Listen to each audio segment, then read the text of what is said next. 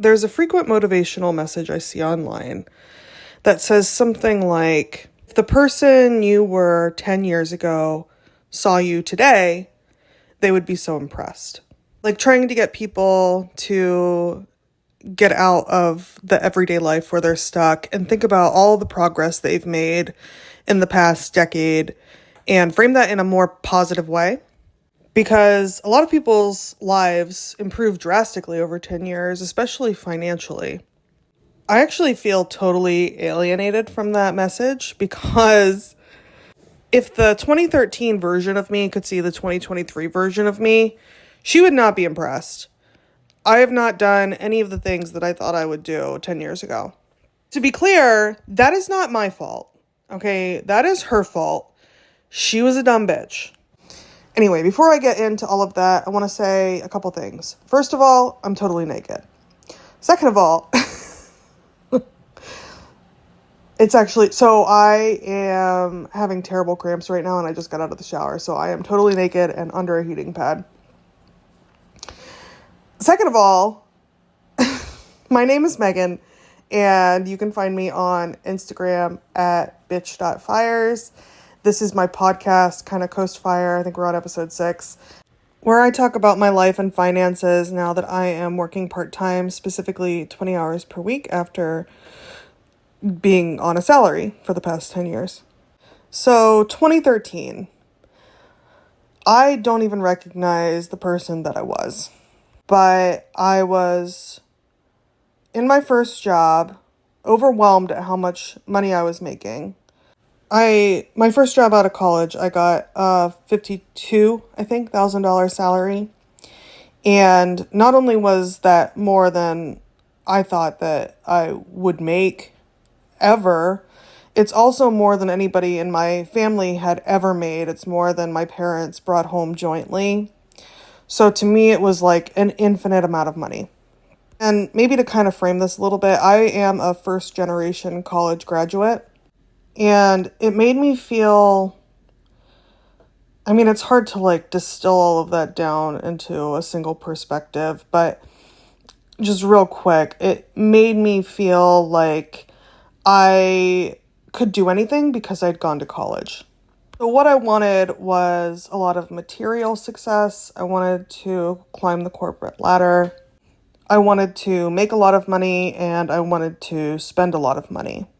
And I think if I were to look forward 10 years from there, I probably would have expected that I would be, I would have quadrupled my salary at least. I would be pretty high up in a company. I would be probably living in a nice condo in a big city. And if that's your jam, you go, girl. I'm sorry for calling you a dumb bitch. I don't think you're a dumb bitch, and I don't think I was a dumb bitch. It's just that my perspective is totally different now. I'm just a different person. I don't think it's going to surprise anybody when I tell you that didn't come true. I am not an executive.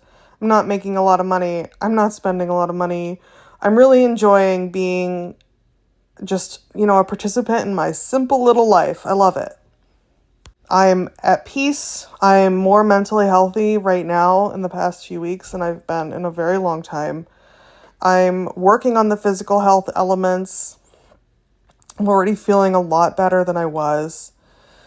And I don't regret not living that maybe more glamorous life I pictured 10 years ago. The reason why I'm thinking about this is that I actually did find my 2013 budgets. I found my budget from September of 2013, and I've pulled it up against my 2023 September budget so far, and I am literally spending a lot less money in 2023. I brought that up in the last episode because I had an inkling it was true, just recalling my life back then.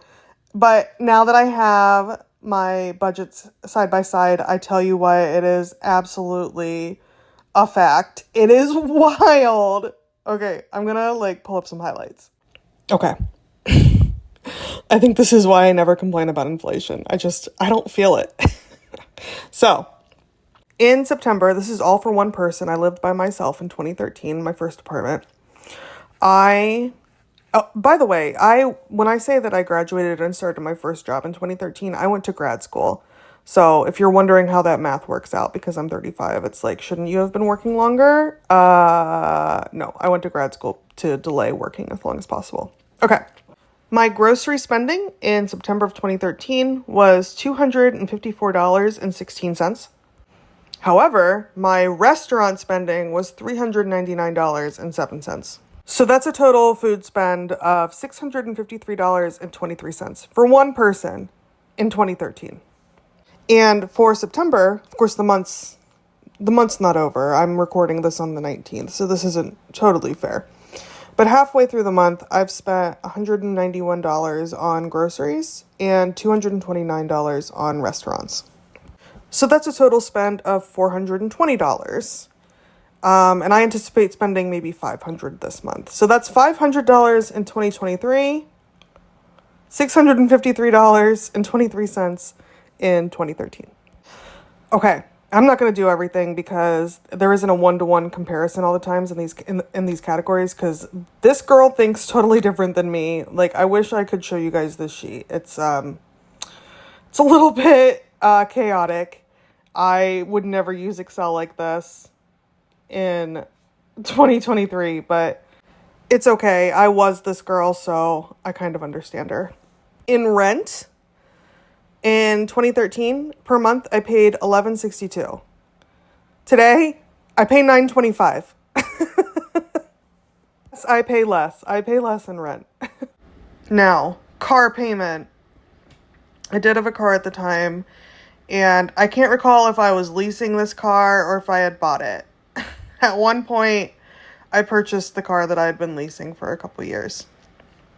And I bought it at like a 15% interest rate and eventually had to pay somebody to buy it. So, this car payment, whether it was owned or leased, or financed or leased, was $205.19. And the gas was $80.21. I don't know where the fuck I was going. In 2023, I do not have a car payment. I also haven't spent any gas this month because my car's been in the shop. So that's not fair. Let me pull up August. Okay, in August of 2023, I spent $24 on gas. I have a Prius, so the gas is pretty inexpensive. Let's see. Insurance. I don't actually know what kind of insurance that's referring to, so I'm going to skip it.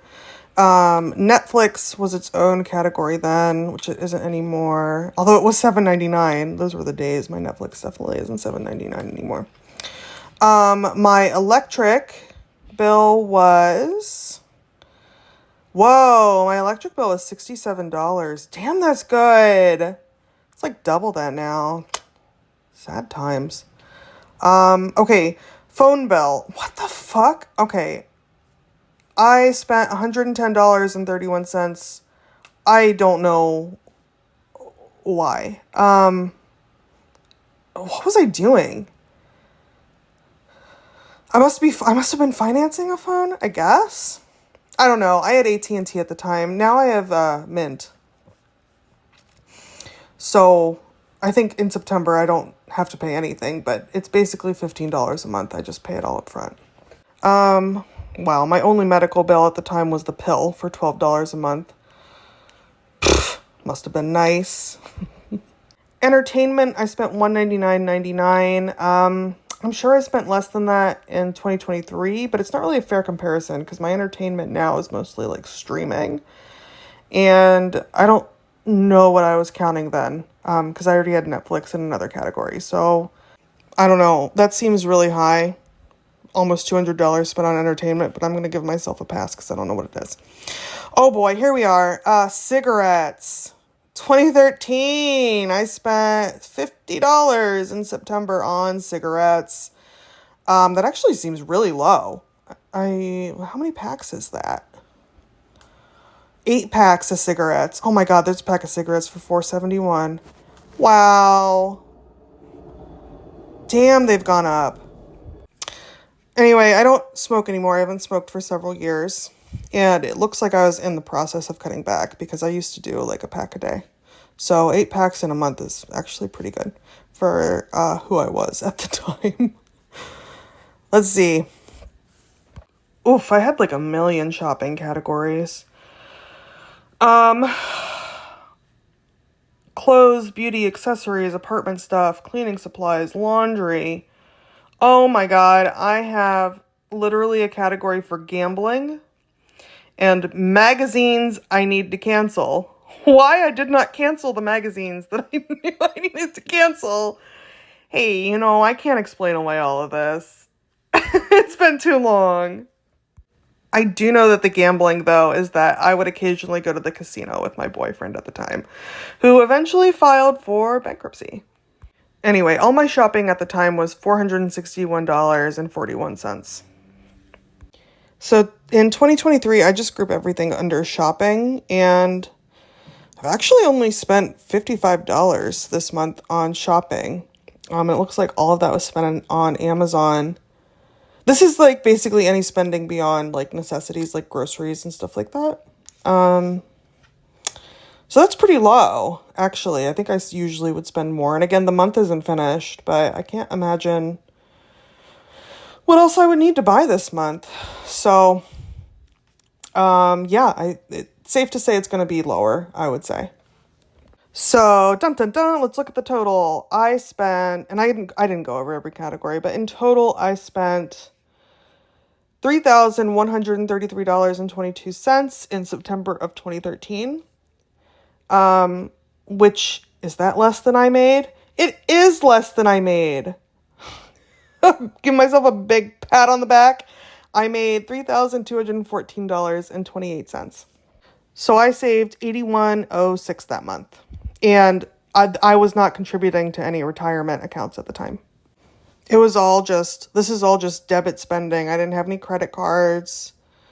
It was very simple. I just had one account, one debit card, money came in from my job, and then I basically spent all of it.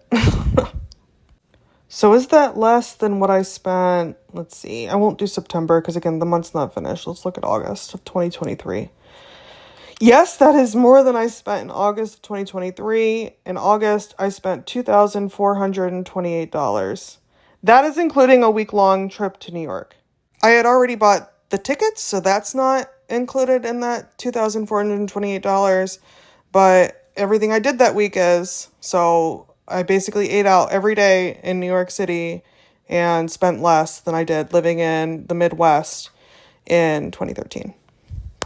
Anyway, and this isn't just to shit on me 10 years ago. I had a pretty good life. I was having fun. But hopefully it's kind of encouraging because you can really like take a while to get your shit together. And or maybe I don't even want to put it that way. I don't want to put it like my shit wasn't together, because in some ways it was. But you can totally reprioritize your life. And I've done it. I'm probably going to do it again. Who knows what my life's going to look like in another 10 years. I'm sure I'm going to have learned a lot.